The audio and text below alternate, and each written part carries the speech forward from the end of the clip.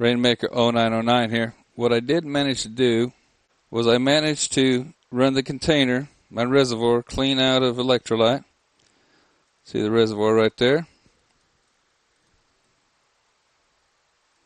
I'll zoom in on it a little bit. Now, I did put some water in it. That's why it's showing a level right there. I just put some distilled water in it to see what would happen. Nothing happened. Let me show you the outlets of the cell, because you know it's two cells just packed together in one package. Look how brown that is. That was clear tubing. We'll follow it around. There it goes to the back one. And this one comes to the first cell. Look at all that stuff was drooling out. This thing must have gotten extremely hot. I haven't taken it apart yet. Things have been going not all that good. So now I have it in a catch pan. Luckily, I'll pan it out so you can see the catch pan. So I got a little pan there. And now I'm going to show you the cell, the gasketing and all that. It didn't fare out all that good. You can see all the white. You can see all the leakage there that happened. Like I said, I don't know how hot it got, but it got hot enough to boil out all of the electrolyte. And what I did was I put some more water in it, and that's when all this discoloration, put all the water in it thinking that, well, we'll go ahead and try it and see what it does. I went ahead and tried it, and nothing happened. So it was completely empty. What's odd is you see all that color. You see all that color, but the color of this tube, which is coming right out of the cell,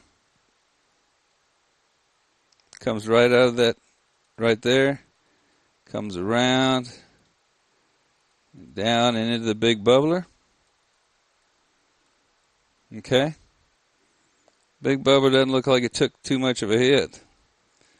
The odd thing is that my little stone bubbler, which is my final bubbler, look at the color of it. This has not been color enhanced. This is the color of the water that it really is. Look at that. It looks terrible. There's the white stone, or what's left of it. And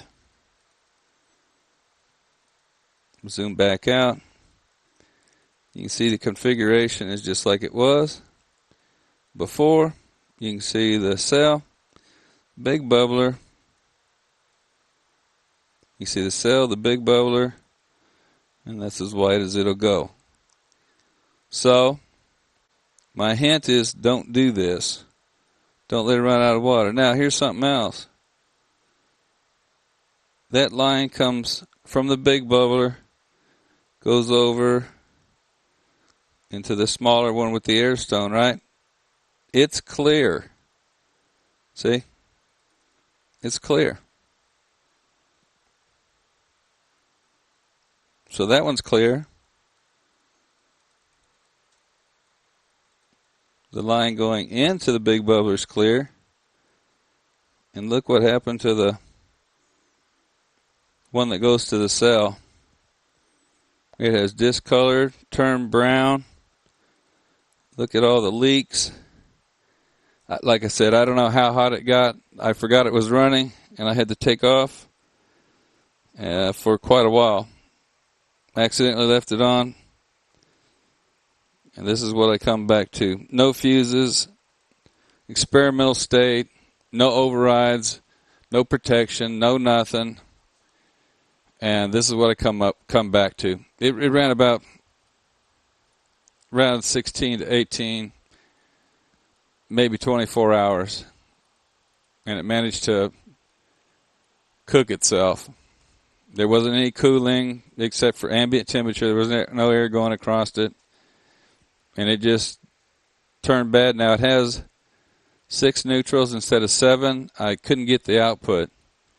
So I will put them back in when I get it in the truck. So it did have an opportunity to get hot, and it took advantage of that opportunity and tried to burn itself down.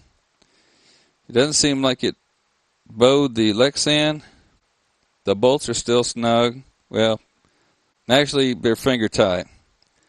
So I did lose some gasket compression.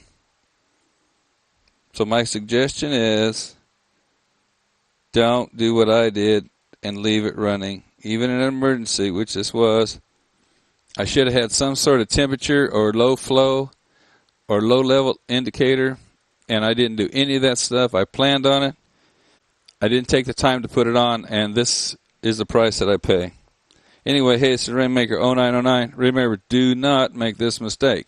All right, Rainmaker 0909. I got to go. Bye.